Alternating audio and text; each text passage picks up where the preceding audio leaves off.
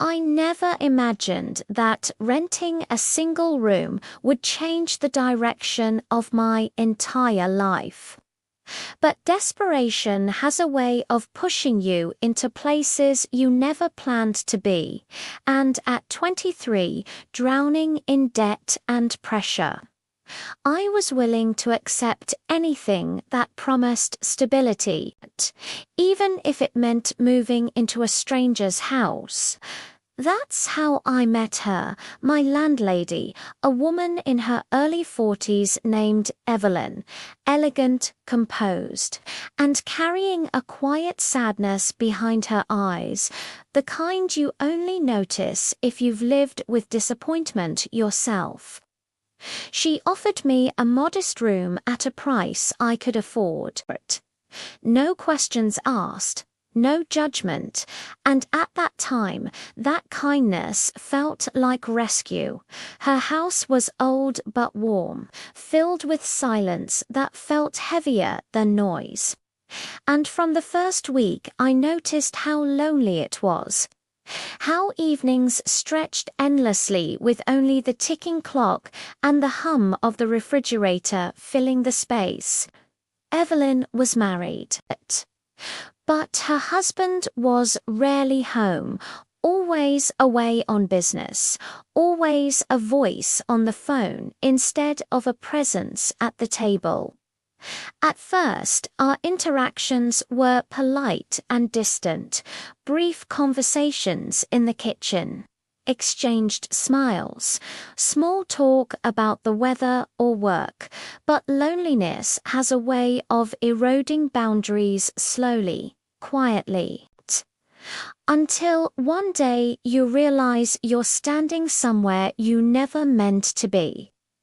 The nights were the hardest. I would come home exhausted from double shifts, collapsing onto the couch, and sometimes she would sit across from me, a glass of wine in her hand, talking about her day, her marriage.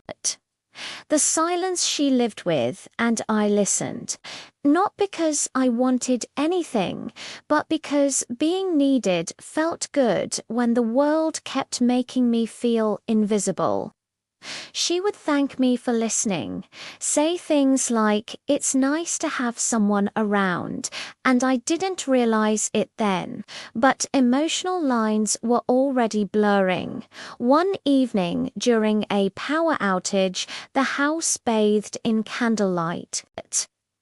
She laughed nervously and said she hated the dark, asked if I could stay in the living room for a while, and as we talked, the air between us felt charged, not with intention, but with unspoken need, and that was the moment I should have left the room, should have gone to bed, should have remembered she wasn't just my landlady, she was someone else's wife.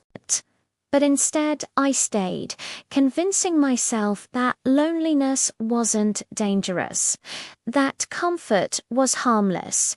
Days passed and things felt different. Looks lingered longer, conversations stretched deeper. And then came the night everything crossed from unspoken to irreversible. Her husband was away again. The rain was relentless.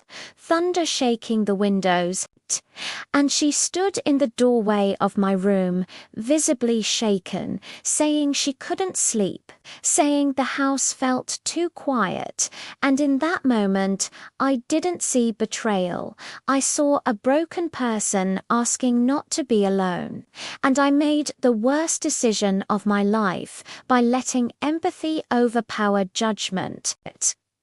What followed wasn't passion. It wasn't romance. It was two lonely people clinging to warmth in a storm. And the moment it ended, the weight of what we'd done crashed down on us both. The silence afterward was suffocating, filled with regret instead of comfort. From that night on, nothing felt safe. The house that once felt like refuge became a prison of guilt. Every sound made my heart race. Every knock at the door felt like exposure.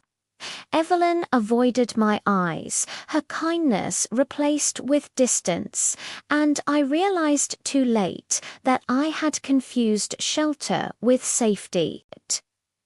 One afternoon, her husband came home unexpectedly, his presence filling the house with authority and suspicion. And as I sat in my room listening to their muffled conversation downstairs, I understood how fragile everything was, how easily lives could shatter. Nothing was ever said out loud, but the tension was unbearable. Within a week, Evelyn asked me to move out, her voice trembling as she apologized, saying it was for the best, and I didn't argue because I knew she was right. Leaving that house felt like escaping a fire I helped start, but the scars followed me. I lost more than a room. I lost my sense of who I was. For a long time, I blamed poverty, circumstance, loneliness. But the truth is, no pressure justifies crossing lines that destroy trust. I learned that night that some shelters cost more than they give, and some kindnesses come with consequences you carry long after the door closes behind you.